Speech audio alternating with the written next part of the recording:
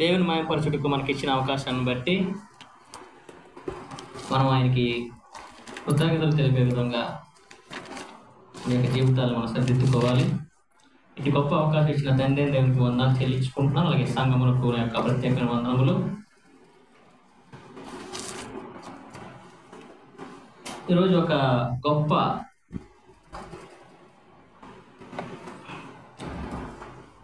ధైర్యవంతుడి గురించి, అలాగే దేవుని మీద ఆధారపడితే ఎలాంటి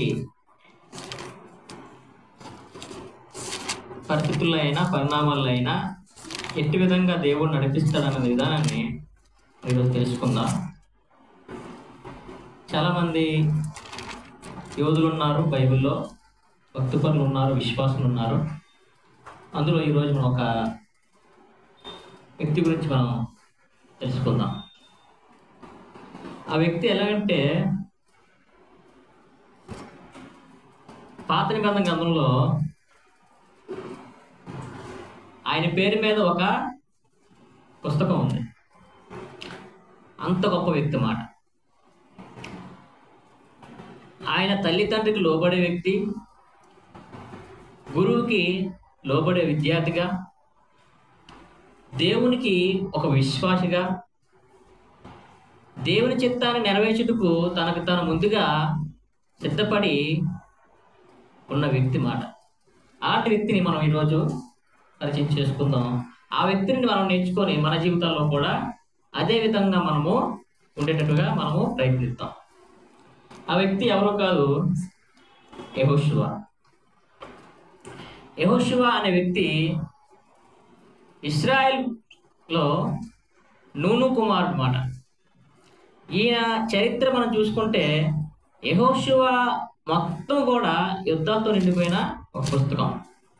మన యుద్ధాలు దేని గురించి అతను చేశాడు? తన సొంత స్వార్థం గురించా అంటే కాదు, దేవుని యొక్క చిత్తాన్ని నెరవేర్చడం. ఎందుకంటే దేవుడు ముందుగానే వాగ్దానం దయచేశాడు అబ్రహాంకి. మిమ్మల్ని పాలు తేను అనే దేశమునకు మిమ్మల్ని అందరినీ కూడా నడిపిస్తానని ఇశ్రాయేలుతో కూడా వాగ్దానం చేశాడు. ఆ వాగ్దానాన్ని నెరవేర్చుటకు సమర్థవంతమైన వ్యక్తి ఎవరు ఉన్నారంటే యెహోషువ. మరి ఆల్రెడీ ఆ యొక్క దేశాల్లో ఆక్రమించిన యొక్క జనాల్ని మరి మామూలుగా వెళ్ళిపోమంటే వాళ్ళు ఖాళీ చేస్తారంటే వాళ్ళు ఖాళీ చేయరు. మరి వాళ్ళందరూ కూడా దేవునికి వ్యతిరేకంగా జీవించే వ్యక్తులు, జీవించే జాతులు, జీవించే మనుషులు. వాళ్ళందరినీ కూడా తీసివేయాలంటే దేవునికి చిటికలో పని. కానీ అలాంటి స్థలాన్ని వారి ప్రజలు ఎలాగైతే దేవుడి చిత్తానుసారంగా వాటిని ఆక్రమించాలన్నది దేవుని యొక్క చిత్తం. ఆ చిత్తాన్ని నెరవేర్చిన వ్యక్తే యెహోషువ. యెహోషువ గారిని మనము చూసుకుంటే యెహోషువ 1వ అధ్యాయం మనము 5వ వచనం చదువుకుంటే, మోషే గారు అప్పుడు దాకా నడిపించారు. ఆయన ఎంత గొప్ప నాయకుడో మనందరికీ తెలుసు. మనం చదువుతుంటే ఆదికాండం నుండి ద్వితీయోపదేశకాండం వరకు కూడా ఆయన అనేక అంశాలు రాసి ఉన్నారు. అందులో మోషే గారి గురించి కూడా చాలా అంశాలు అనేవి రాయబడ్డాయి. మోషే గారు ఎంత గొప్ప నాయకుడు అంటే దేవుడు ఏర్పరచుకున్న వ్యక్తి మోషే గారు. అలాంటి వ్యక్తి అండర్లో ఇడు యెహోషువ గారు ఉన్నారన్నమాట. ఆయన నడిచారు. మోషే గారు ఎంత ధైర్యంగా ముందుకెళ్లారో యెహోషువ కూడా అంత ధైర్యాన్ని ముందుకెళ్తున్నారు అన్నమాట. అదేవిధంగా మోషే గారు ఎంత భయభక్తులతో దేవుని యందు ఉన్నారో అదేవిధంగా యెహోషువ అనే వ్యక్తి కూడా దేవుని యందు భయభక్తులతో ఉన్నారన్నమాట. దేవుడు ఎన్నుకునే వ్యక్తుల్లో అన్ని విషయాల్లో చూసుకొని దేవుడు చాలా చక్కగా ఎన్నుకుంటాడు అన్నమాట. మోషే గారు పుట్టిన సమయంలో అక్కడున్న ఫరో అనే రాజు చిన్న బిడ్డలందరినీ కూడా చంపమని చెప్పాడు. కానీ దేవుడు ఏర్పాటు చేసిన ప్రణాళిక ప్రకారము మోషే గారిని వారి తల్లి గారు వాళ్ళ అక్కగారు రక్షించారు. ఎందుకంటే ఇశ్రాయేలు ప్రజల్ని ఆ యొక్క ఐగుప్తు నుండి తీసుకురాగలే గొప్ప వ్యక్తిని వాళ్ళు రక్షించడం జరిగింది అన్నమాట. అలాంటి వ్యక్తిని ఫరో రాజ్యంలోనే, ఫరో యొక్క అంతఃపురంలోనే పెంచే గొప్ప ప్రణాళికని దేవుడు ఏర్పాటు చేసి ఉన్నాడు. పిల్లలందరినీ చంపమని ఎక్కడి నుండి అయితే ఆర్డర్ వచ్చిందో అదే ప్రదేశంలో మోషే గారిని దేవుడు పెంచాడు. రాజభోగాలతో పెంచాడు, యుద్ధ నైపుణ్యాలతో పెంచాడు. ఎందుకంటే తర్వాత చేయవలసిన పని అక్కడ నేర్పించాడు అన్నమాట. మోషే గారి జీవితంలో మనం చూసుకుంటే 40 సంవత్సరాలు అక్కడ పెరిగానమాట. 40 సంవత్సరాలు పెరిగిన తర్వాత అంత రాజ్యంలో పెరిగిన, ఆ వాతావరణంలో పెరిగినా సరే తన యొక్క ఏదైతే విధి ఉందో, తన యొక్క ఏదైతే దేవుడు ఆల్రెడీ తన ప్రణాళికలో ఉందో, తన సొంత జనాంగాన్ని కొట్టినప్పుడు ఆయన ఏం చేశాడంటే ఎక్కడైతే పెరిగాడో ఆ ఐగుప్తుని చంపేసి పెట్టేశాడు. మరి ఎంతవరకు పెరిగాడు కదా, అభిమానం ఉండాలి కదా, ఆ భయం ఉండాలి కదా, నాకు రాజ్యం ఉంది కదా, ఈ రాజ్యంలో ఉంటాను, ఇశ్రాయేలు ప్రజలుగో అక్కడ బానిసలుగా ఉంటారు, నాకు ఈ అవకాశం ఇచ్చారు కానీ ఉండిపోలేదు. దేవుని యొక్క ప్రజని ఎవరైతే ఐగుప్తుని చంపేశాడు. చంపేస్తే ఆ విషయం ఫరోకు తెలిసి మోషే గారిని చంపిమని ఆర్డర్స్ రాగానే మోషే గారు 40 సంవత్సరాలు అక్కడ ఉండిన తర్వాత మళ్ళీ పారిపోవడం జరిగింది. ఆ పారిపోయిన తర్వాత మోషే గారు ఏ విధంగా జీవించారు, మోషే గారికి ఒక మొక్కలో అగ్ని ద్వారా దేవుడు దర్శనం కలిగించి నువ్వు వెళ్ళి అక్కడ ఇదంతా జ్ఞాపకం చేశాడంటే మోషే గారు ఎంత గొప్పగా నడిపింపబడ్డారని చూస్తాం. 120 సంవత్సరాలు మోషే గారి జీవితంలో 40 సంవత్సరాలు ఐగుప్తులో ఉండగా 40 సంవత్సరాలు అరణ్య ట్రైనింగ్, 40 సంవత్సరాలు ఇశ్రాయేలు ప్రజల్ని నడిపించారు అన్నమాట. మోషే గారి సమయంలో కూడా యుద్ధాలు జరిగాయి. ఆ యుద్ధంలో కూడా యెహోషువే ముందుగా ఇచ్చారు. మనం 1వ అధ్యాయం 5వ వచనంలో చూసుకుంటే, నీవు బ్రతుకు దినములన్నిటిను ఏ మనుష్యుడు నీ ఎదుట నిలవలేక యుండును, నేను మోషేకి తోడై ఉన్నట్లు నీకును తోడై ఉన్నాను. మోషే గురించి ఎందుకు చెప్పారంటే ఇక్కడ మోషే గారికి మోషేకి నేను తోడై ఉన్నాను. ఏ విషయంలోనే చిన్నప్పుడు చనిపోగలిగే వ్యక్తిని రక్షించాడు, అక్కడ మోషేకి దేవుడు తోడై ఉన్నాడు. ఐగుప్తు వారిని చంపినప్పుడు అక్కడ మోషే గారికి దేవుడు తోడయ్యండి తన ప్లేస్కి పారిపోయేట్టుగా చేశాడు.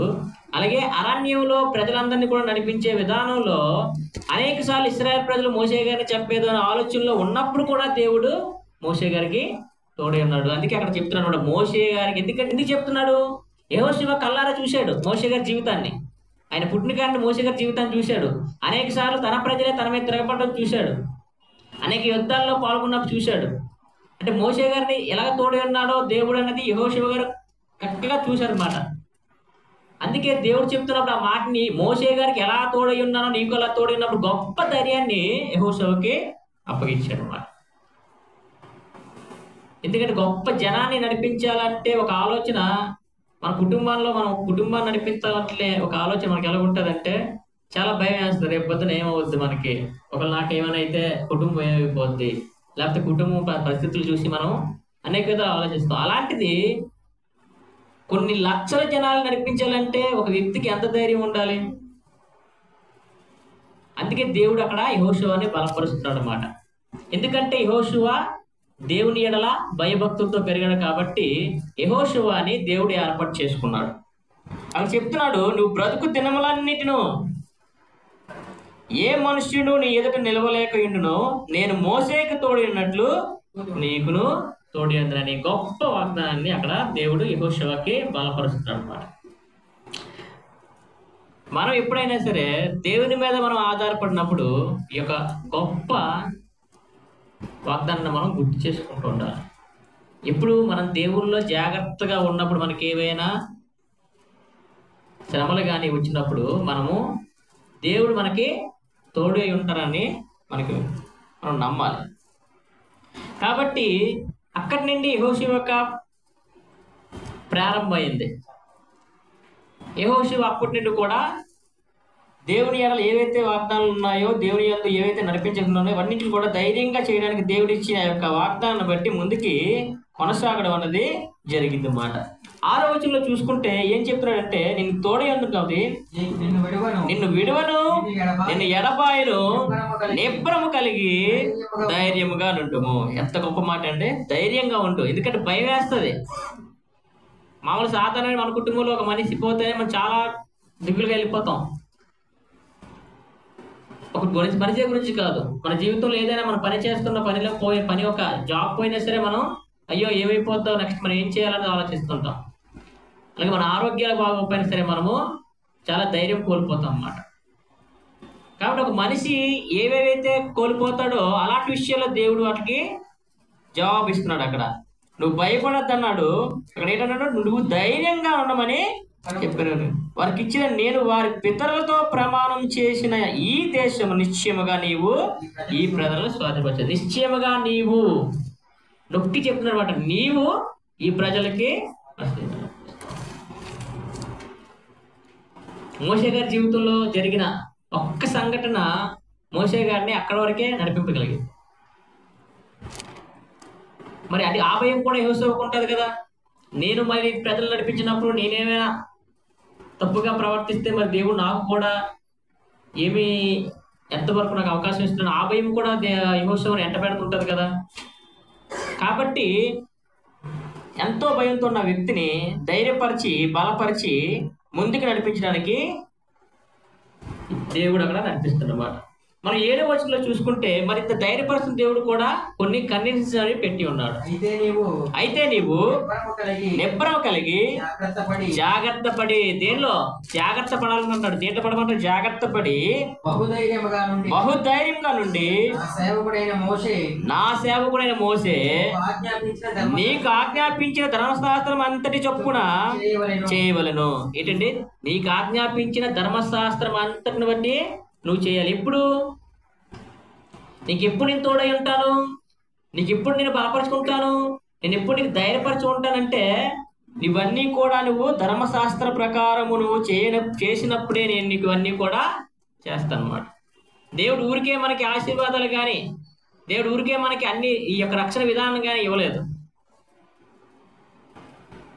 కేవలం ఆయన కృపా కనికరం బట్టి మనకి ఈ యొక్క రక్షణని కలుగజేసి, ఇప్పుడు యెహోషువకి ఏదే విధంగా ధైర్యాన్ని మనకి ఇస్తున్నాడో అదే విధంగా మనకి కూడా ఈ రక్షణ విధానం బట్టి ధైర్యాన్ని కలుగజేశాడు. ఈ రక్షణ విధానాన్ని మనము ఎంత జాగ్రత్తగా ఉండాలంటే ఇక్కడ చెప్పిన విధంగా అప్పట్లో ధర్మశాస్త్రాన్ని పాటించిన విధంగా ఉండే విధంగా ఇప్పుడు మన క్రైస్తవుల్లో ఏదైతే ఈ యొక్క వాక్యం ఉందో వాక్యానుసారంగా మనము నడవాలి.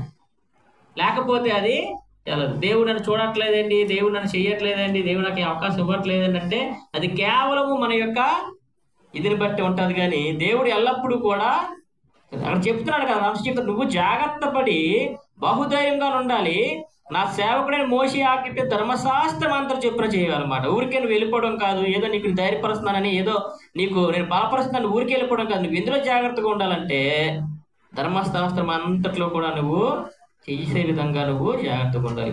నువ్వు దాని నుండి కుడికి కానీ ఎడమకు కానీ తొలగకూడదు. ఏదో ఇష్టానుసారంగా జీవితాన్ని జీవించకూడదు.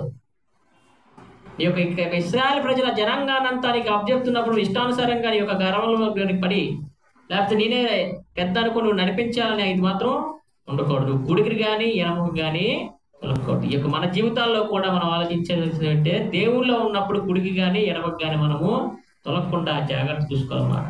అనేక అంశాలు మన జీవితాల్లో వస్తూనే ఉంటాయి. అవి పర్సనల్స్గా కానీ, కుటుంబ పరంగా కానీ, సంఘపరంగా కానీ, లోకానుసారంగా కానీ ఏవైనా వస్తాయి. కానీ అన్నింటిలో కూడా మనం ఏం చేయాలంటే వాక్యానుసారంగా తీసుకొని చెయ్యాలి. అయ్యో లేకపోతే ఇది అవ్వకపోతే దేవుని దృష్టిలో చెడ్డైపోతామేమో, దేవుని దృష్టిలో మనం వేరైపోతామనే ఆలోచన మనకి రావాలన్నమాట.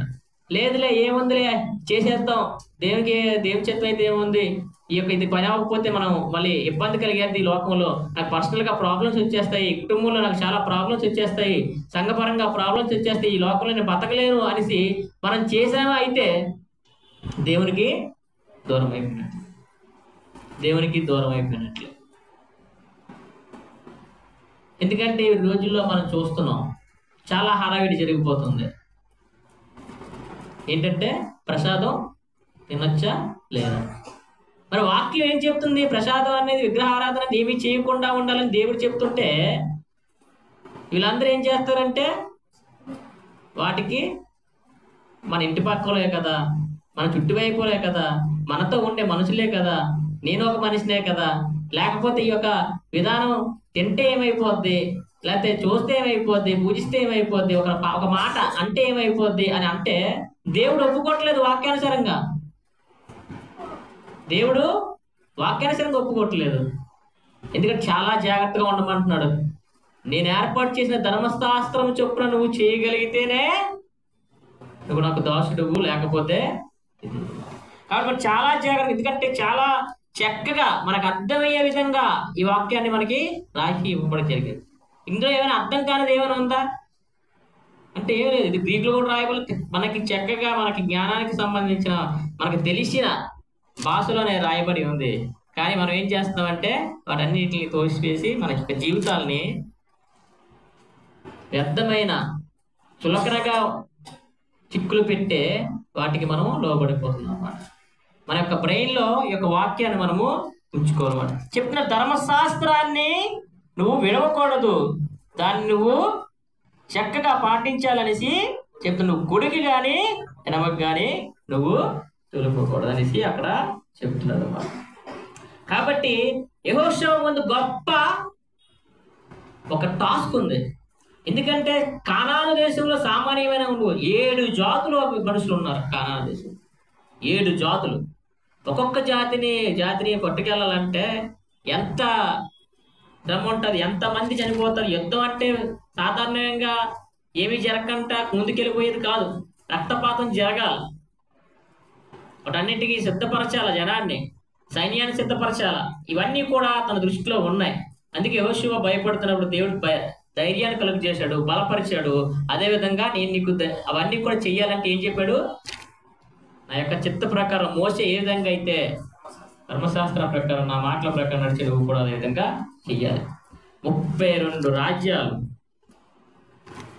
గెలాలి. యెహోషువ 32 రాజ్యాలు గెలిచాడు, 7 జాతుల్ని గెలిచాడు. ఆయన గొప్ప గొప్ప యుద్ధాలు అనేవి ఈ యొక్క యెహోషువ గ్రంథంలో మనము చూస్తాం అన్నమాట. అదేవిధంగా మనం 10వ అధ్యాయం 5వ వచనంలో చూసుకుంటే,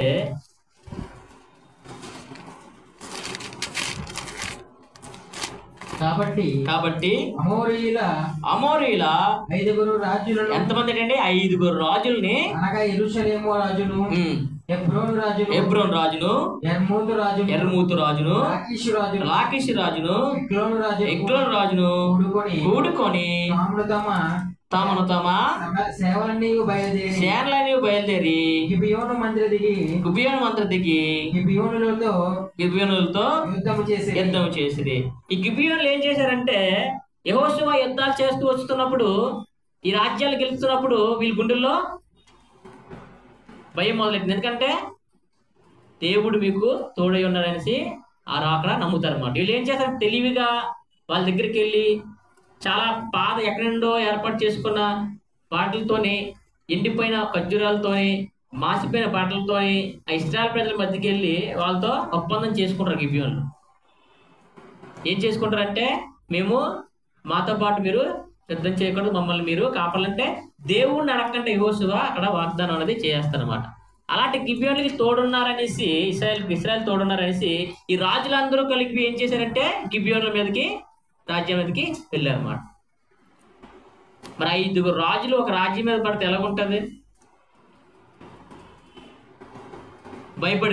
భయపడిపోయి ఎవరైతే తనకు ఆపదలో ఆదుకుంటానని మాట ఇచ్చాడో యెహోషువకి కబురు అన్నది పెడుతుంటారు అన్నమాట. 6వ వచనం చూడండి, ఆ వర్తమానం పట్టి ప్రకటిస్తున్నారు. గిబియోనులు మన్యములలో నివసించు అమోరీయుల రాజులందరూ కూడి మా మీద దండెత్తి వచ్చిన్నారు గనుక నీ దాసులు చెయ్యి విడవక త్వరగా మా యొద్దకు వచ్చి మాకు సహాయం చేయు, మమ్మల్ని రక్షించమని గిల్గాలులో దిగి ఉన్న బాలెములో యెహోషువకు వర్తమానం పంపించారు అన్నమాట. 5 రాజులు నా మీదకి వచ్చేస్తున్నారు, నువ్వు నాకు సాయం చేస్తావని మాట ఇచ్చావు కాబట్టి నువ్వు త్వరగా వచ్చి మాతో పాటు యుద్ధాన్ని చేయి, మమ్మల్ని కాపాడని. అంటే ఎంత నమ్మకంతో గిబియోనులు యెహోషువని రమ్మంటున్నారు? అది యెహోషువ మీద ఉన్న నమ్మకమా, అది ఇశ్రాయేలు మీద ఉన్న నమ్మకమా? అది కాదు, కేవలము దేవుని మీద నమ్మకం అన్నమాట. కాబట్టి అక్కడ మనం చూస్తున్నప్పుడు 7వ వచనంలో కూడా చూడండి, యెహోషువయు అతని యొద్దనున్న యోధులందరూ పరాక్రమము గల శూరులందరూ గిల్గాలును బయలుదేరారు. నేను మాట ఇచ్చాం కదా, మరి మాట తప్పకూడదు, మనం దేవుని ప్రజలు అనేసి బయలుదేరారు అనమాట. వాళ్ళని రక్షించడానికి, వాళ్ళతో పాటు పోరాడటానికి ఈ యొక్క మొత్తం శూరులు అందరూ కూడా అక్కడ ఆ గిల్గాల్ నుండి బయలుదేరారు. అప్పుడు ఏం జరిగిందంటే 9వ వచనం చదువు కదా. యెహోషువ గిల్గాలు నుండి ఆ రాత్రి అంతయు నడిచి వారి మీద హఠాత్తుగా పడెను. ఈ 5 రాజుల మీద హఠాత్తుగా దాడి అనేది చేశాడు అన్నమాట. 10వ వచనంలో మరి హఠాత్తుగా దాడి చేసి ఆలోచన ఎలాగొచ్చింది? మరి అంతవరకు అంత నడిచి ఆలసిపోయారు కదా. మరి ఇవన్నీ ఎవరు చెప్తున్నారు అంటే 10వ వచనం చూసుకుంటే అప్పుడు యెహోవా ఇశ్రాయేలు ఎదుట వారిని కలవరపరచగా యెహోషువ గిబెయోను ఎదుట మహాఘోరముగా వారిని హతము చేసెను. అంటే మహాఘోరంగా 5 రాజుల్ని హతం చేశారట. 5 రాజుల సైన్యం అంటే 5 రాజ్యాల సైన్యం అంటే లెక్కేసుకోండి ఒకసారి ఎలా ఉంటుందో. హఠాత్తుగా వెళ్ళి చేస్తున్నప్పుడు అక్కడ ఏ కార్యం జరిగింది? యెహోవా ఏం చేశాడట? దేవుడు వారిని కలవరపరిచాడు అన్నమాట. వారిని కలవరపరిచాడు. మామూలుగా యెహోషువ ఇశ్రాయేలు వెళ్తే మాత్రం అక్కడ గిబియోనుకు తెలిస్తే మాత్రం గెలరు. అక్కడ జరిగింది యెహోవా కార్యం. వారిని కలవరపరిచాడు. కలవరపరిచే భయపడిపోయి అటు ఇటు అందరూ కూడా కదిలిపోవడం జరిగింది, పారిపోవడం జరిగింది. దొరికినట్లు యెహోషువ ఇశ్రాయేలు ప్రజలందరూ కూడా వాళ్ళని చంపడం జరిగింది అన్నమాట. కాబట్టి యెహోవా ఎంత కార్యం చేస్తాడంటే, దేవుడు ఎంత ధైర్యంగా వాళ్ళని నడిపించాడంటే 5 రాజ్యాలు భయపడలేదు, ఆ రాజ్యాన్ని చూసి భయపడలేదు, ఆ రాజ్యంలో ఎంతో సైన్యం ఉందని భయపడలేదు.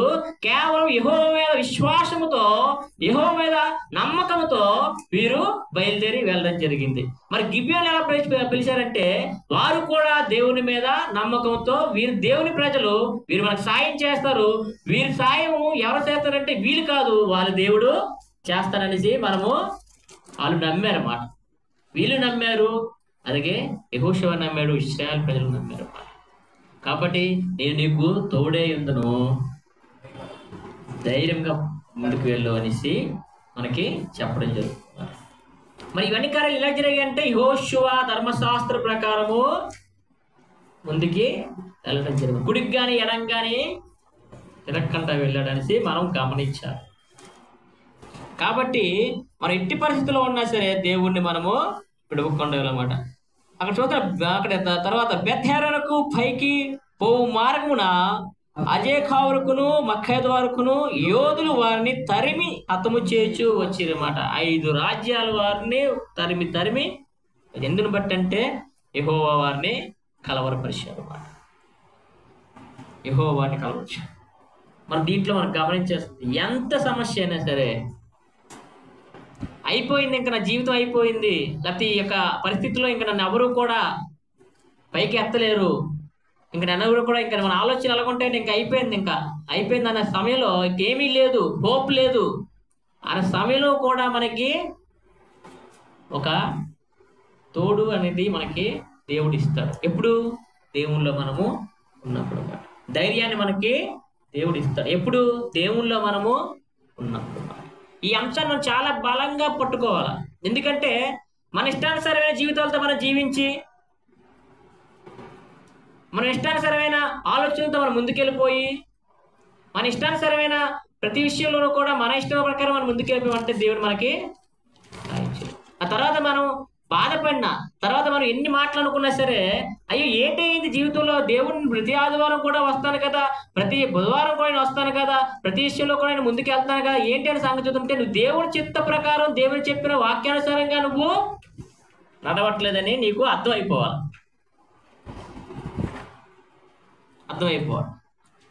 దేవుడు సాయం కాదు, నీ వల్లే దేవుడు సాయం చేయడు, మన యొక్క జీవితాల వల్ల దేవుడు సాయం చేయడు.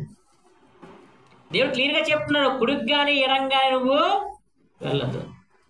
ఉంటే వెచ్చగానే ఉండు, లేకపోతే నువ్వెచ్చగా మాత్రము ఈ జీవితాన్ని ఉంచాలి. వాక్యం క్లియర్ కట్గా చెప్తుంది. కాబట్టి దాన్ని మనం గుర్తించుకొని ముందుకు వెళ్ళాలి. 5 రాజ్యాలని ఒక రాజ్యం కొట్టిందంటే ఒక విషయం. మహాబలశూరులు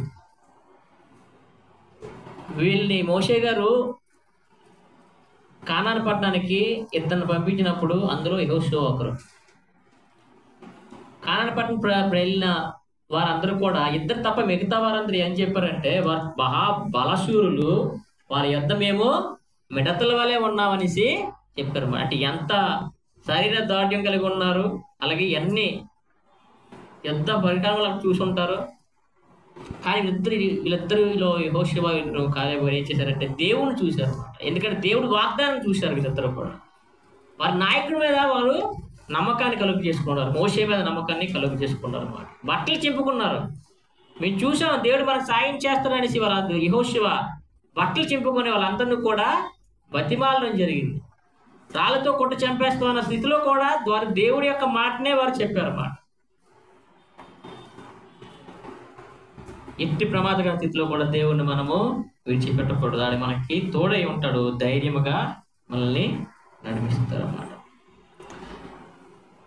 మనం చాలా చూస్తున్నప్పుడు దీనిలో మనకు గమనిస్తున్నాం విశ్వాసం మనం గమనిస్తున్నాం. యెహోషువ దేవుడి మీద విశ్వాసాన్ని కలుగు చేసుకున్నారు. గిబియోన్లు ఇశ్రాయేలు ప్రజల యొక్క దేవుడి మీద విశ్వాసాన్ని కలుగు చేసుకున్నారు అన్నమాట. దానివల్ల ధైర్యం ఉంది వారికి వచ్చింది. అదే విధముగా వారు ఏం చేశారంటే నిజమైన దేవుడిని వారు సేవించడం అనేది జరిగింది. కాబట్టి ఇలాగా విశ్వాసంలో ఉంటూ ధైర్యంగా నడుస్తూ ఆ నిజమైన దేవుడిని నమ్ముకుంటే మనకి గెలుపు అన్నది సులువుగా వస్తుంది అనేసి ఈ యొక్క దాన్ని బట్టి మనము చూస్తున్నాం. 5 రాజ్యాలని కొట్టడం అంటే సాధారణమైన విషయం కాదు. కొన్ని లక్షల జనాంగాన్ని నడిపించాలంటే సాధారణమైన విషయం కాదు. మనం ఎన్ని ఆలోచిస్తుంటే దేవుడు ఎంత గొప్పగా సాయం చేస్తాడన్నది, ఎంతగా ధైర్యపరుస్తాడనేసి, ఎంత తోడుగా ఉంటాడనేసి మనము గమనిస్తాం. 11వ వచనంలో మొదటి 11వ వచనంలో మరియు వారు ఇశ్రాయేలు ఎదుట నుండి బేత్‌హోరోనుకు దిగిపోవు త్రోవను పారిపోచుండగా అజేకకు వచ్చే వరకు యెహోవా ఆకాశం నుండి గొప్ప వడగండ్లను వారి మీద పడవేసిన గనుక వారు దాని చేత చనిపోయారు. ఇశ్రాయేలు కత్తివాత చంపిన వారి కంటే వడగండ్లతో చచ్చిన వారే ఎక్కువ మంది మాట. ఈ విషయం ఎందుకు రాయించాడు దేవుడు ఇక్కడ? ఒకళ్ళు యెహోషువ గర్వపడొచ్చేమో, ఇశ్రాయేలు గర్వపడొచ్చేమో. కత్తివాత కంటే వడగండ్ల దాకా 5 రాజ్యాలని కొట్టాడంటే మనం ఆలోచించాలి. ధైర్యం దేవుడు ఎంతగా ఇస్తున్నాడు. ఆకాశం నుండి వడగండ్ల ద్వారా వాళ్ళని కలవరపెట్టి వారిని హతము చేయించారు. దేవుడు మనతో ఎన్నోకైనా కార్యాలు చేయొచ్చు. ఏదైనా చేయగల దేవుడు, మన సమర్థవంతమైన దేవుడు మన దేవుడు. మనం యెహోషువ జీవితంలో మనం చూస్తున్నప్పుడు మనం దీన్ని గమనించగలుగుతాం. కాబట్టి మనం అక్కడ చూస్తున్న ఆకాశం నుండి వడగండ్లతో వారిని నశింపు చేసేసి మనం అక్కడ చూస్తున్నాం అన్నమాట. అదేవిధంగా ఇక్కడ యెహోషువ విశ్వాసంతో గొప్ప ప్రార్థన. 5 రాజ్యాలతో యుద్ధం అంటే చిన్న చితక సమయంలో అవ్వదు. హఠాత్తుగా పడి ఎందుకు పడ్డాడంటే వాళ్ళకి సమయాన్ని ఇవ్వకూడదని హఠాత్తుగా పడ్డాడు. దేవుడు కలవరపడిచినా వడగండ్లతో వాళ్ళని హతము చేసినా సరే 5 రాజ్యాల యొక్క యుద్ధ సూర్యులు కానీ యుద్ధ యొక్క సైనికులను కానీ యుద్ధం చేయాలంటే ఒకవేళ యుద్ధం మధ్యలో ఆగిపోతే మళ్ళీ వాళ్ళు 5 రాజ్యాలు కూడా బలపడతారు ఒక ఆలోచనతో. అక్కడ గొప్ప ప్రార్థన, బైబిల్లో ఒక గొప్ప ప్రార్థన అక్కడ మనం చూస్తాం అన్నమాట. ప్రపంచంలోనే జరిగిన ఒక వింత అప్పటి వరకు కూడా అక్కడ జరిగిన వింతని మనం చూస్తాం. చదవండి బ్రదర్. 12 యెహోవా ఇశ్రాయేలు ఎదుట అమోరీయులు అప్పగించిన దినమున ఇశ్రాయేలు వినిచుండగా యెహోషువ యెహోవాకు ప్రార్థన చేశాడు అన్నమాట. ఎందుకంటే అక్కడ 5 రాజ్యాల ప్రజల్ని, 5 రాజ్యాలు అంటే కొట్టడం అంటే సాధారణ విషయం కాదు. వాళ్ళకి కానీ గ్యాప్ ఇచ్చామంటే వారి యొక్క ఆలోచనలు మారిపోయి వేరే విధంగా అటాక్ చేసే అవకాశం అక్కడ ఉంది. ఆల్రెడీ యెహోవా దేవుడు అక్కడ కలవరపరుస్తున్నాడు, అవగణలు పడుతున్నాయి. కానీ యెహోషువ మళ్ళీ ప్రార్థన చేస్తున్నాడు. మన జీవితంలో బాగానే ముందుకెళ్ళిపోతుంటాం. ఒకవేళ ప్రార్థనా జీవితం కానీ మనం లేకపోతే సమస్యలని ఆటోమేటిక్గా మళ్ళీ వస్తాయి. ఈ సమస్యలో ఉన్నాడు యెహోషువ, ఈ భారంలో ఉన్నాడు యెహోషువ. దేవుడిని జ్ఞాపకం చేసుకొని దేవుడి మీద ఆధారపడి ఈ యొక్క రాజ్యాన్ని ఎలాగైనా కొట్టాలని ఆలోచనతో ఆల్రెడీ దేవుడు కలవరపరుస్తున్నా వడగండ్లతో చంపినా సరే ఇంకా జనాలు ఉన్నారు, వీరిని కానీ వదిలామంటే మళ్ళీ కూడా వీరు వేరే ఆలోచనతో ముందుకెళ్ళిపోతారని ఒక ఆలోచనతో అక్కడ ప్రార్థన చేస్తున్నారన్నమాట. గొప్ప ప్రార్థన బైబిల్లోని మనము చూస్తామన్నమాట. సృష్టి 2 సార్లు మాత్రమే తనగా ఒక మనుష్యుని ప్రార్థన ద్వారా సృష్టి దేవుడిని ఆపాడు. అందులో ఒకటి యెహోషువ ప్రార్థన, 2 ఏలియా ప్రార్థన. ఇక గొప్ప ప్రార్థన అనేది ఇంట్లో మనం చూస్తున్నాం. చదవండి బ్రదర్. సూర్యుడా నీవు గిబియోనులో నిలువుము. చంద్రుడా నీవు అయ్యాలోను లోయలో నిలువుము. జనులు శత్రువుల మీద పగ తీర్చుకునే వరకు సూర్యుడు నిలిచెను, చంద్రుడు ఆగెను అనుమాట యాషారు గ్రంథంలో రాయబడి ఉన్నది. బైబిల్లోనే కాదు, యాషారు గ్రంథంలో కూడా రాయబడి అన్నమాట. ఎప్పుడు చూసామండి మన జీవితంలో సూర్యుడులాగా ఆగిపోవడం, చంద్రుడు ఆగిపోవడం, తన జనులు ఆ రాజ్యాలందరినీ కొట్టే వరకు సూర్యుడిని ఆగిపోమని, అలాగే చంద్రుడిని రాత్రి అవ్వకుండా ఆగిపోమని ప్రార్థన చేస్తే అక్కడ దేవుడు ఆ కార్యాన్ని చేశాడు. దేవుడు సాయం చేస్తాడు ఎప్పుడు దేవుడి మీద ఆధారపడినప్పుడు. దేవుడు తోడే ఉంటాడు ఎప్పుడు దేవుడి మీద మనము ఆధారపడినాం. ఆయన మనల్ని ధైర్యపరుస్తాడు, బలపరుస్తాడు ఎప్పుడు దేవుళ్ళో మనం.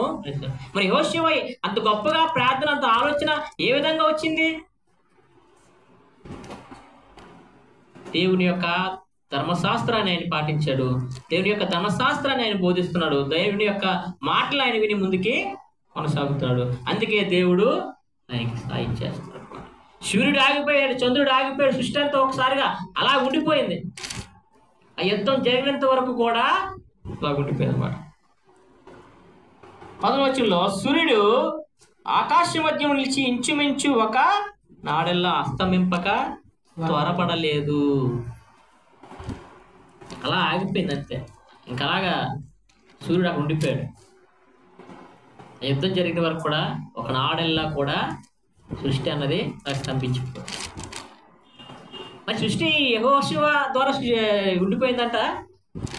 ఎందుకంటే మనం ఆదికాండం చదివినప్పుడు సూర్యచంద్రుల్ని ఎవరు సృష్టించారు? దేవుడు సృష్టించాడు అన్నమాట. యెహోషువ దేవునికి ప్రార్థన చేశాడు, దేవుడు ఆ సృష్టిని సూర్యుని అలా ఉంచాడు, చంద్రుని అలాగా ఉంచాడు. యుద్ధము జరిగినంత వరకు కూడా అదే విధంగా ఉంటాడు. ఈ ప్రార్థన ఇశ్రాయేలు విడిచుండగా ప్రార్థన చేశాడు అన్నమాట. ఇశ్రాయేలు విడిచుండగా ఎందుకు ప్రార్థన చేసి ఉంటాడు? దేవుని యొక్క గొప్పతనాన్ని మరొకసారి ఇశ్రాయేలు ప్రజలకి గుర్తు చేయడానికి యొక్క ప్రార్థన అనేది చేసినాడు. ఎంత గొప్ప ప్రార్థన మనకి ఇక్కడ కనిపిస్తుంది అన్నమాట. ఎంత గొప్ప విశ్వాసంతో, ఎంత ధైర్యంగా అడిగాడు దేవుణ్ణి, సూర్యుని చంద్రుని ఆగుమని. ఎంత గొప్ప విశ్వాసం. ఎందుకంటే నిజమైన దేవుణ్ణి నమ్మాను, నా మాట దేవుడు వింటాడు అనేసి గొప్ప ఆలోచనతో, గొప్ప ఏంటంటే ఈ యొక్క దేవుని యొక్క కార్యం గురించి ప్రార్థన చేస్తే కంపల్సరీగా దేవుడు సాయం చేస్తాడు అన్న ఒక విశ్వాసముతో ఆయన ప్రార్థన చేయడం జరిగింది. నిజమైన దేవుని గురించి ప్రార్థన జరిగింది. అక్కడ దేవుడు గెలుపుని అక్కడ ఇవ్వడం జరిగింది అన్నమాట.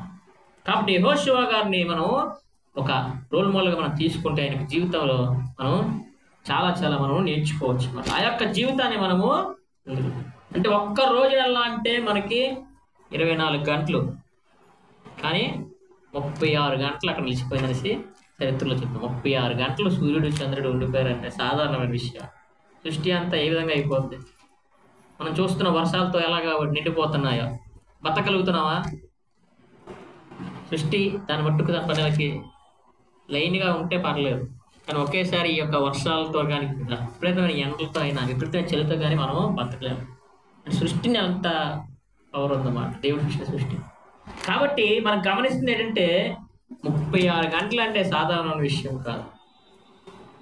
కాబట్టి మన విశ్వాసంలో మనం ఉండాలి, ధైర్యంగా ఉండాలి. మనం నమ్ముతున్న నిజమైన దేవుడిని మనం నమ్ముతుంటే మనకి జీవితంలో అనేకమైన గెలుపులు మనకి వస్తాయి.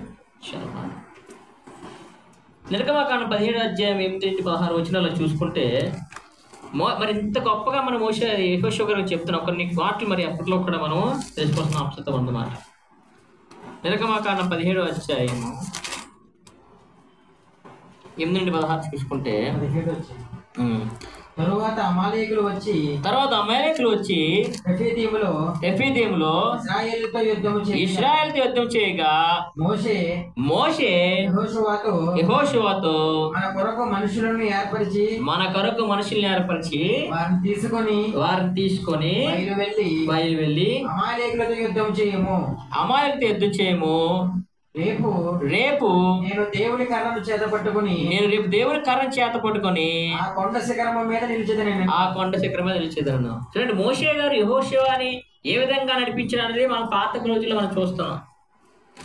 మరి ఇంత 5 రాజ్యాల మీద వెళ్ళాడంటే యెహోషువ ఏమి రాకుండా ఏం వెళ్ళలేదు అంటే ఎంత ట్రైనింగ్ పొందారో చూడండి. అక్కడ మోషే గారు చెప్తారు, యెహోషువ నువ్వు కొంతమంది పట్టుకెళ్ళి అక్కడికి యుద్ధ నైపుణ్యం ఉందా లేదంటే మనకి చూపిస్తున్నట్టే. ఒకటి దేవుడు ఎంతగా ట్రైనింగ్ ఇస్తున్నాడు చూడండి. అక్కడ అంత ట్రైనింగ్ ఇచ్చాడు కాబట్టి అంత ధైర్యంగా యుద్ధం చేయగలిగాడు, అంత ధైర్యంగా దేవుణ్ణి అడగగలిగాడు. ఎందుకంటే అక్కడ ఒక ఆల్రెడీ మోషే గారి యొక్క అద్భుతాన్ని అక్కడ చూసాం. దేవుడు మోషే గారి పట్ల చేసిన అద్భుతాన్ని మనం అక్కడ చూస్తున్నాం. కొండ మీదకి ఎక్కి కర్రను పట్టుకొని నిల్చుంటాననేసి శిఖరం మీద నిల్చుంటానని మోషే గారు చెప్పి శిఖరం మీదకి వెళ్ళిపోయారు. యెహోషువ ఏం చేశాడంటే జనాలందరూ కూడా పట్టుకొని వెళ్ళారు. అంటే యెహోషువ ఏ విధంగా ప్రార్థన చేయగలడంటే ఇక్కడ జరిగిన యొక్క మోషే గారు చేసిన దేవుడు మోషే గారు చేసిన కార్యాన్ని ఇక్కడ చూశాడు కాబట్టి అక్కడ కూడా ప్రార్థన అనేది చేయగలిగాడు అనమాట. చదవండి బ్రదర్. అక్కడ యెహోషువ 10వ వచనం, మోషే తనతో చెప్పినట్లు చేసి నేను వెళ్ళను, మన జనాలు తక్కువ ఉన్నారు, అక్కడ యుద్ధంకి వెళ్తే మనం ఓడిపోతాం, మీకు అసలు మీకు అవగాహన ఉందా, మన సాధారణమైన మనకి కలిగిన ఈ యొక్క ఆయుధాలతో కానీ జనాలతో కానీ మనం వెళ్ళగలవా అనే ఆలోచనలు ఏం చెప్పట్లేదు. మోషే చెప్పారు అంటే దేవుడు చెప్పినట్లే అనేసి యెహోషువ ఏం చేయాలంటే పట్టుకుని వెళ్ళిపోయాడు జనంగా. అమలేకులతో యుద్ధం ఆడెను మోషే, అహరోను, హూరు అనువారు ఆ కొండ శిఖరం ఎక్కి మోషే తన చేయి పైకెత్తినప్పుడు ఇశ్రాయేలు గెలిచిరి. ఏంటంటే మోసే పైకి చేయి పైకెత్తితే మోసే యుద్ధం చేస్తున్నాడు అక్కడ. మరి మోసే చేయి పైకెత్తితే అక్కడ ఇశ్రాయేలుకి వెళ్ళడం ఏంటి? మోసే చేయి పైకెత్తితే ఒక ముసలివాడు, చెయ్యి ఎత్తడానికి కూడా శక్తి లేనివాడు మోసే చేయి పైకెత్తితే ఇశ్రాయేలుకి వెళ్ళడం ఏంటి? అదే దేవుని యొక్క కార్యం, దేవుని యొక్క కార్యం. దేవుని కార్యాలు మనము నమ్మశక్యం లేనివి, మనం ఊహించలేనివి. మోషే చేయి పైకెత్తితే ఇశ్రాయేలు గెలిచాడు. యెహోషువ ప్రార్థన చేస్తే సూర్యచంద్రులను ఆపివేశాడు. ఎంత గొప్ప దేవుడు! మనం నమ్ముతుంది సాధారణమైన దేవుడు కాదు. మనం ఏదో వచ్చి 2 మాటలు ప్రార్థన చేసుకుంటూ మాకు నీసి వెళ్ళిపోయి అయిపోయింది, దేవుడి పని అయిపోయింది, ఇంకా దేవుడు మనం మాకు చూసేస్తారులే కనుక కాదు. మనం నమ్ముతున్న దేవుడు ఎంత గొప్ప దేవుడు, ఎంత శక్తివంత దేవుడు. మన యొక్క చదువుతుంటే మనకి భయం వేయాలి. మన మీద ఎంత ప్రేమ చూపిస్తున్నాడో మనం అర్థం చేసుకోవాలి. సూర్యచంద్రులు ఆపినవాడు మనల్ని ఏం చేయలేరా? పడకన్నుల ద్వారా కలవర పెట్టి అనేక జనాంగాలు చెప్పిన మనల్ని ఏం చేయలేరంటారా? అలాంటి దేవుడిని మనం ఏ విధంగా సేవిస్తున్నాం? మన ఇష్టానుసారమైన జీవితాలతో మనం జీవిస్తున్నామా? మోషే గారు చేయి పెట్టారు పైకెత్తినప్పుడు ఇశ్రాయేలు ప్రజలు గెలిచారట. మోషే తన చెయ్యి దింపినప్పుడు అమాలేకులు గెలిచారు. మోషే చేయి పైకెత్తడం అంటే దేవుని అడుగుతున్నాడు, ప్రార్థన చేస్తున్నాడు, ఇశ్రాయేలు ప్రజల్ని గెలిపించండి మీ యొక్క గణేష్. ఎప్పుడైతే చేయి దించాడో, ఎప్పుడైతే మన ప్రార్థన జీవితం కిందకి వెళ్ళిపోతుందో, ఎప్పుడైతే మన దేవుని ఆరాధనలో కిందకి వెళ్ళిపోతామో, ఎప్పుడైతే దేవుని పనిలో మనం కిందకి దిగజారిపోతామో అప్పుడు కూడా మనము ఓడిపోతాం. ఆ విశ్వాసం నుండి దిగజారిపోతామో మనము ఓడిపోతాం. ఆ నిజమైన దేవుణ్ణి మనం ఎప్పుడైతే వినాడుతామో అప్పుడు మనము ఓడిపోతాం. కాబట్టి మనం గమనించాల్సింది, మోషే గారు చేయబెక్కిన దేవుని ఎలా అర్చిస్తున్నాడు. దేవా కాపాడు అనేసి దేవుణ్ణి అర్చిస్తాడు. మోషే ఎప్పుడైతే చేయి పైకి ఎత్తాడో అక్కడ ఇశ్రాయేలు ప్రజలకు వెళ్ళడం అన్నది జరిగింది. వారు చదవండి. మోషే చేతులు బరువు ఎక్కగా వారు ఒక రాయి తీసుకొని వచ్చి అతను దాని మీద కూర్చుంటే దాన్ని వేసి ఒకడు ఈ ప్రక్కను ఒకడు ఆ ప్రక్కను అతని చేతులు అదుకునగా అతని చేతులు సూర్యుడు అస్తమించే వరకు నిలకడగా ఉండను. ఇక్కడ సూర్యుడు అస్తమించే వరకు నిలకడగా పెట్టాడు. చేతులు పెట్టి రాయలు పెట్టి ఇద్దరు వ్యక్తులు పెట్టుకున్నారు. అక్కడ సూర్యుడు చంద్రుడు ఆగిపోయిన వరకు ఇశ్రాయేలు ప్రజలు యుద్ధమంట జరిగిందన్నమాట. చూస్తున్నాం అక్కడ. అట్లు యెహోవా యెహోషువ కత్తివాడ చేత అమాలేకు రాజును అతని జనులను గెలిచాడు.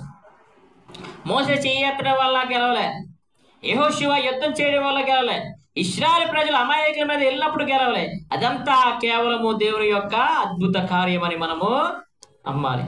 మనకు నమ్మారు. మోసే చేయెత్తి అక్కడ ఇశ్రాయేలు ప్రజలు గెలవడం జరిగింది. యెహోషువ ప్రార్థన చేస్తే అక్కడ సూర్యచంద్రులు ఆగడం జరిగింది. ఇవన్నీ కూడా దేవుని యొక్క కార్యాలని మనము నమ్ముతున్నాం అన్నమాట. అప్పుడు యెహోవా మోసేతో ఇట్లా నేను అమాలేకుల పేరు ఆకాశము క్రింద ఉండకుండా బొత్తిగా తుడిచివేదను కనుక జ్ఞాపకార్థముగా గ్రంథంలో దీన్ని రాసి యెహోషువకు ఎందుకు గ్రంథంలో రాసి యెహోషువకు ఎందుకు వినిపించాలా? సాధారణంగా మనుషులు మర్చిపోయే వ్యక్తులు, కృతజ్ఞతని మర్చిపోయే వ్యక్తులు, పాప కోపంలో ఉండి మనం పైకెత్తి మనకి ఇంత చక్కటి రక్షణ ఇచ్చి ముందుకు నడిపిస్తున్నా సరే మనం అనేక మార్లు దేవుణ్ణి మనము మర్చిపోతున్నాం. ఎందుకంటే తెలుసు, దేవుడు చూశాడు ఇశ్రాయేలు ప్రజల్ని, ఎన్నో అద్భుత కార్యాలు చేసిన, ఎర్ర సముద్రాన్ని రెండుగా చీల్చిన, ఆహారాన్ని పైన ఆకాశం నుండి మన్నగా కురిపించిన, పూరిల్ని కురిపించిన, బంట నుండి నీళ్ళను రప్పించిన, చేదు నీటిని తీయగా మార్చిన, ఎన్ని అద్భుత కార్యాలు చేసి చూసినా సరే వీరు సొనుక్కుంటూ దేవుణ్ణి పరీక్షిస్తూనే వచ్చారు. ఒకరు వీళ్ళు మళ్ళీ మర్చిపోతారేమో అని గ్రంథంలో రాసి యెహోషువకు వినిపించు. ఎందుకంటే రక్తం నడిపించే వ్యక్తి యెహోషువే, తర్వాత నడిపించే వ్యక్తి యెహోషువే. ప్రజలు మర్చిపోవచ్చేమో, యెహోషువ మర్చిపోవచ్చేమో, నువ్వు గ్రంథంలో రాసి యెహోషువకి వినిపించు. అలా మర్చిపోతారనేసి ద్వితీయోపదేశకాండం మరొకసారి దేవుడు మోసే చేత రాయించాడు అన్నమాట. అనేకమైన అద్భుత కార్యాలు మన కళ్ళ ద్వారా చూస్తే మన జీవితాల్లో అనుభవించి కూడా ఏదో మళ్ళీ చిన్న కష్టమో ఇదే వచ్చినప్పుడు మళ్ళీ కూడా మనం దేవుణ్ణి పరీక్షిస్తూనే మనం బాధ పెడుతూనే ఉంటున్నాం. కాబట్టి మనం గమనించాల్సింది, దేవుడు గొప్ప శక్తివంతుడు, ఆయన మనకు తోడై ఉంటాడు, మనకి ధైర్యపరుస్తాడు ఎప్పుడంటే మనము ఆయన వాక్యానుసారంగా నడిచినప్పుడు. చదవను బ్రదర్. రాశి యెహోషువకు వినిపించుము. తరువాత 15వ వచనం, తరువాత మోషే ఒక బలిపీఠమును కట్టి దానికి యెహోవా నిస్సి అని పేరు పెట్టి యెహోవా నిస్సి అంటే ధ్వజం. యెహోవా మనకి తోడు, యెహోవా మనకి ధైర్యపరిచేవాడు. నేనేదో చేయపైకెత్తానని కాదు, యెహోషువ నిన్ను కత్తి పెట్టిన నిలవన్న కాదు, నువ్వేదో నరికేసేవని కాదు, ఇశ్రాయేలు ప్రజల జనాంగాల పట్టుకెళ్ళి ఏదో యుద్ధాలు చేసేవని కాదు. యెహోవా మనకి నిస్సి పేరు పెట్టి అమాలేకులు తమ చేతిని యెహోవా సింహాసనమునకు ఎత్తిరి గనుక యెహోవాకు అమాలేకులతో తరతరముల వరకు యెహోవాకు వ్యతిరేకంగా తరతరముల వరకు మనకి యుద్ధాలనేవి జరుగుతూనే ఉంటాయి. బలిపీఠం మనకు సాదృశ్యము, ప్రార్థన, ఆరాధన అక్కడ చేశాడు మోషే. ఎందుకంటే గొప్ప విజయాన్ని అక్కడ ఇచ్చాడు. కాబట్టి దేవుడు మనకి తోడి ఉంటాడనేసి అక్కడ మనకి. మరి యెహోషువ అంత గొప్పగా ఎందుకు వెళ్ళారంటే అతను మోషే వెనక ఉన్నాడు కాబట్టి, మోషే అండర్లో అతను నడవగలిగాడు కాబట్టి, మోషే ఏది చెబితే అది చేశాడు కాబట్టి యెహోషువ కత్తి పట్టుకొని వెళ్ళిపోయాడు. కాబట్టి మోషే వెనక అతను ఉన్నాడు. గొప్ప నాయకుడి యొక్క గొప్ప లక్షణాలు ఉన్న ఒక వ్యక్తి కింద మనము ఉంటే మనము గొప్ప నాయకులుగా, గొప్ప లక్షణాల వ్యక్తిగా మనము తయారవుతామని చెప్పుకుంటాం. మనకు గొప్ప నాయకుడు ఎవరంటే మన యొక్క దేవుడు యేసుక్రీస్తు ప్రభువారు. ఆయన లక్షణాలు మనము ఉండాలి. ఆయన యొక్క ఏదైతే పరిచయం చేసినా ఆయన మనం మాదిరిగా తీసుకొని ముందుకి వెళ్ళాలన్నమాట. రెండోదిగా మనం చూసుకుంటే అక్కడ అనుభవాన్ని ఇచ్చాడు మోషే యెహోషువకి. ఇక్కడ యుద్ధ అనుభవం ఇచ్చాడు కాబట్టి అక్కడ 5 రాజ్యాలని యెహోషువ పట్టగలిగాడు. మోషే వెనకాల ఉన్నాడు, గొప్ప నాయకుడు ఉన్నాడు. ఆయన అనుభవాన్ని యెహోషువకి నేర్పించాడు, ఆయన నేర్చుకున్నాడు. అదేవిధంగా ఆయన చేస్తున్న పని ఏంటంటే దివారాత్రులు 1వ అధ్యాయం యెహోషువ 1వ అధ్యాయం 7వ వచనంలో అక్కడ చెప్తున్న విధంగా దివారాత్రములు యెహోషువ 1:7 మనం చూస్తే, ఈ ధర్మశాస్త్ర గ్రంథమును అయితే నీవు నిబ్రం కలిగి జాగ్రత్త పడి బహుధైర్యముగా నుండి నా సేవకుడైన మోషే నీకు ఆజ్ఞాపించిన ధర్మశాస్త్రం అంతట చొప్పున చేయవలెను. ఏం చెప్పండి? ధర్మశాస్త్రం అంతట చొప్పున చేయవలను. మోషే గారి యొక్క కిందన ఉన్నాడు, నాయకుడిగా ఎదిగాడు. ఆయన అనుభవాన్ని చూశాడు, అనుభవాన్ని నేర్చుకున్నాడు. అలా విధంగా దివారాత్రములు మోషే గారు ఏ విధంగా అయితే ధర్మశాస్త్రాన్ని ధ్యానిస్తున్నారో అదే విధంగా యెహోషువ కూడా అది యొక్క ధర్మశాస్త్రాన్ని విడిచిపెట్టకుండా అదే విధంగా అక్కడ 8వ వచనంలో ఆయన ఏం చేశాడు? అనుసరిస్తున్నాడు అనమాట. ఈ ధర్మశాస్త్ర గ్రంథం నువ్వు బోధింపక తప్పకపోకూడదు, దానిలో రాయబడిన వాటన్నింటి ప్రకారం చేయుటకు నువ్వు జాగ్రత్త పడినట్లు దివారాత్రము దాన్ని ధ్యానించేయడం నీ మార్గమును వర్ధిలు చేసుకొని చక్కగా ప్రవర్తించదు. అనుసరిస్తున్నాడు. చదవడమే కాదు, బైబిల్ చదవడమే కాదు, దాన్ని అనుసరించాలి. ధర్మశాస్త్రం చదివాడు, అనుసరించాడు. మన సంఘంలో చూస్తున్నాం, సంఘంలో ఉన్నాం, సంఘంలో మనం చూస్తున్నాం, సంఘం కింద మనం ఉన్నాం. ఆ సంఘంలో ఏం జరుగుతుంది, ఏటి ఉంది, దేవుని యొక్క ఇది ఏముందని మనం నేర్చుకోవాలి. అనుభవాన్ని మనము సంఘాన్ని మనకు అనుభవిస్తే అనుభవాన్ని మనం నేర్చుకోవాలి. రేపు పొద్దున మనం ఎక్కడైనా సంఘంలో పనిచేయడం. అలాగే దివారాత్రములు ఆయన ఎగైతే ధర్మశాస్త్రాన్ని ధ్యానించాడు, అదేవిధంగా సంఘంలో మనం గ్రంథాన్ని, బైబిల్ యొక్క గ్రంథాన్ని, పరిశుద్ధ గ్రంథాన్ని ధ్యానిస్తూనే ఉండాలి. అదేవిధంగా మనము ఈ యొక్క సత్యాన్ని మనము తెలుసుకోవాలి. నిజమైన దేవుడు అనే సత్యాన్ని మనము తెలుసుకోవాలి. అలాగే బోధింప మరవకూడదు అనేసి అక్కడ మనకి చెప్తున్నాడు. 8వ వచనంలో ఏం చెప్తున్నాడండి? బోధింపక తప్పిపోకూడదు. మనము ఇతరులకి సువార్తని చెప్పకుండా ఉండకూడదు, చెప్తూనే ఉండాలి, చెప్తూనే ఉండాలి. ఈ 5 అంశాలు కూడా యెహోషువ జీవితంలో మనం చూస్తున్నాం.